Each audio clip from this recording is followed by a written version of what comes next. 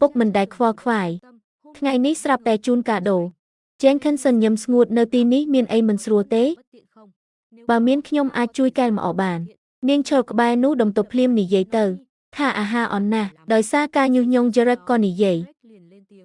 អាចកែលម្អអាហារបានទេពុក Jackson ងក់ក្បាលបានតើសុំទោសដែលមិនបានខ្វល់ខ្វាយដល់របបអាហាររបស់កូន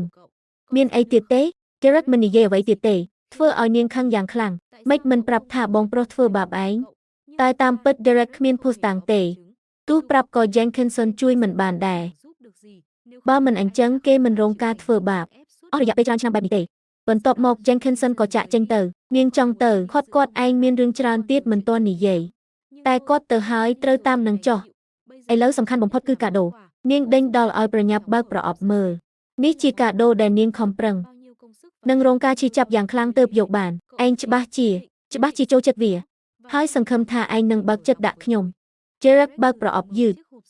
របស់ខាងក្នុងធ្វើឲ្យគេរំភើបចិត្តយ៉ាងខ្លាំងនេះជាវត្ថុអនុស្សាវរីយ៍របស់ម្ដាយគេមិនចង់ជឿតតែសោះតើនាងធ្វើវាបានដោយរបៀបណា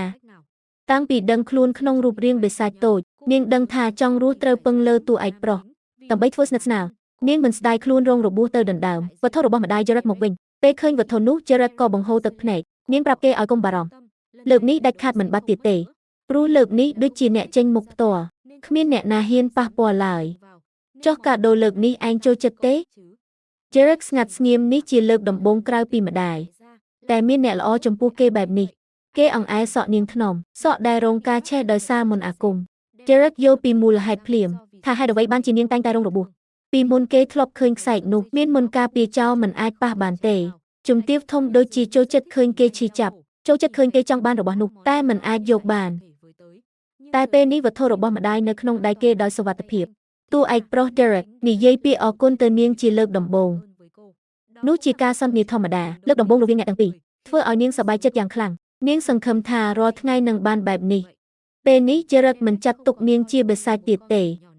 តែជាក្មេងស្រីពិតប្រាកដម្នាក់នឹកឃើញរឿងចាស់ក្មេងស្រីនេះពិសេសណាស់រាល់ថ្ងៃតែងតែនិយាយរឿងជាច្រើនជាមួយគេស្នាមញឹមរបស់នាងជួយព្យាបាលចិត្តតែហេតុអ្វីនាងល្អចំពោះគេម្លេះក្រោយពេលស្នើសុំរឿងអាហារលើកមុននាងឃើញថាអាហាររបស់គេពិតជាបានកែលម្អច្រើនមែនតែចាប់តាំងពីរឿងខ្សែកនោះមកនាងមិនបានជួបលោកដូចទៀតទេគាត់ហាក់ដូចជាកំពុងគេចមុខពីនាងប្រាប់ខ្លួនឯងថាត្រូវជួបគាត់មុនពេលគាត់ចេញទៅគាត់ដឹងថានាងចង់និយាយគ្នាតែមិនព្រមជួបថែមទាំងប្រើមន្តអាគមចាក់សល់បន្ទប់នាងទៀត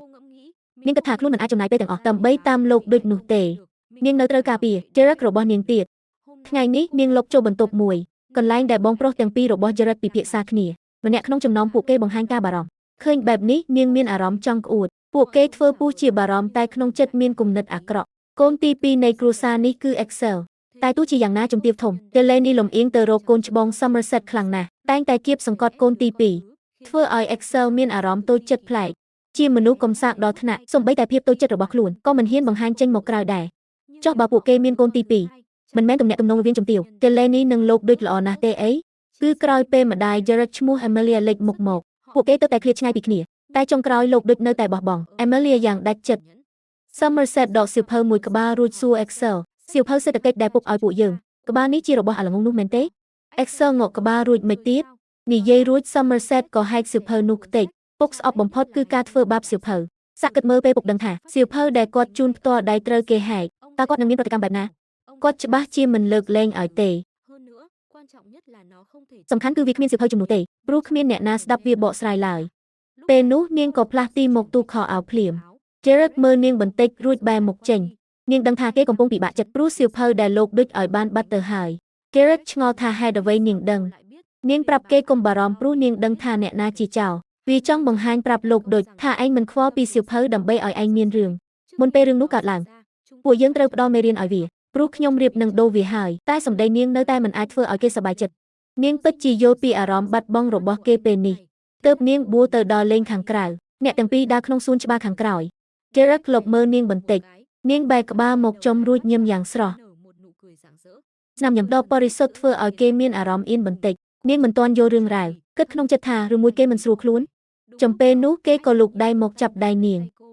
គេចង់ដឹងថាហេតុអ្វីនាងស្ម័គ្រចិត្តជួយគេម្លេះតើនាងបានផលប្រយោជន៍អ្វីពីការងារនេះអត់ទេទូនេះជាជីវិតរបស់ខ្ញុំ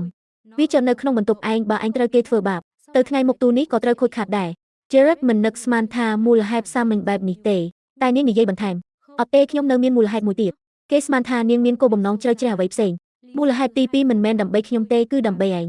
ខ្ញុំចង់ឲ្យឯងរស់នៅបានល្អខ្ញុំមិនប្រាថ្នាចង់បានការតបស្នងអ្វីឡើយគ្រាន់តែចង់ឲ្យឯងរស់នៅបានល្អប៉ុណ្ណោះអញ្ចឹងពួកយើងធ្វើជាមិត្តល្អនឹងគ្នាបានទេ